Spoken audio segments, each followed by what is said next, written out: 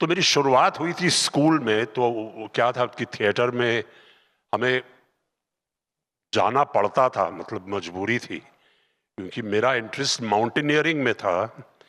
लेकिन जब हमारे स्कूल की एक्सपीडिशन गई थी माउंटेनियरिंग के लिए, मैं बीमार पड़ गया तो मुझे वापस स्कूल आना पड़ा। और वहां पर सिर्फ थिएटर का प्ले, उसकी कास्टिंग नहीं हुई थी।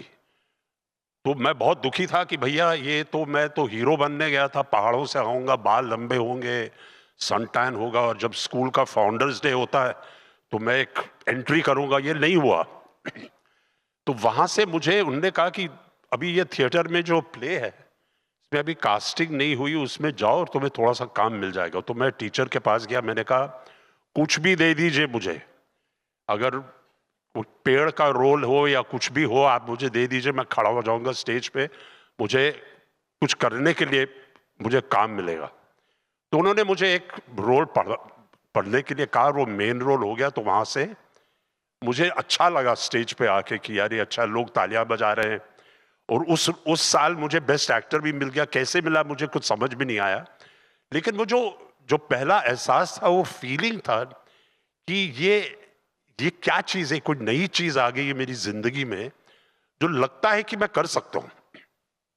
तो वहां से शुरुआत हुई, वहां से जड़ मतलब पैदा हुआ, जो सीड जिसे बोलते हैं। और वहां से मुझे ईश्वर की कृपा से, और मैं भाग्यशाली समझता हूं अपने आप को कि इतना काम मुझे मिला है। I am very grateful for that. And I मैं मतलब ऐसा कुछ सोचा नहीं था कि ये क्या है। अभी जब आप प्रश्न पूछते हैं तो मुझे सोचने पे मजबूर कर देते, तो मैं सोचता हूँ कि भाई ये सब हुआ कैसे। उसके बाद बॉम्बे में थिएटर गुरु, एड गुरु एलिक पदमसी के साथ आपने भी काम किया। स्ट्रीट का नेम डिजायर, मैकबेथ। जी हाँ, फिर स्कूल खत्म जी। करके हमारे हमारे स्कूल में बोर्डिंग स्कूल हुआ करता था शरवुड नैनीताल में, जो उस समय उत्तर प्रदेश में हुआ करता था, अभी उत्तराखंड में है।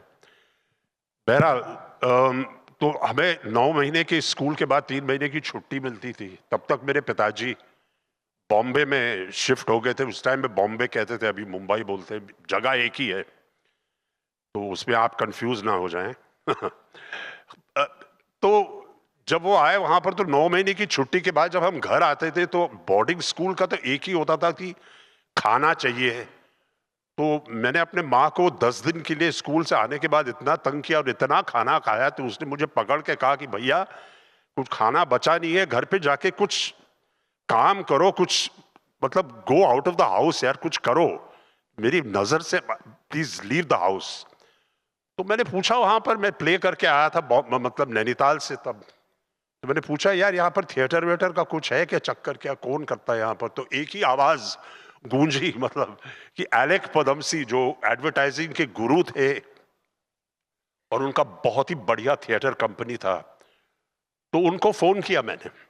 उस जमाने में कोई मोबाइल नहीं था, तो वो काला डब्बा होता था फोन का, वो घुमाया मैंने। और सेक्रेटरीज का भी टाइम नहीं था, तो उन्होंने खुद फोन उठाया और मुझे बुलाया, और वहां से मेरी जर्नी शुरू हो गई थिएटर में।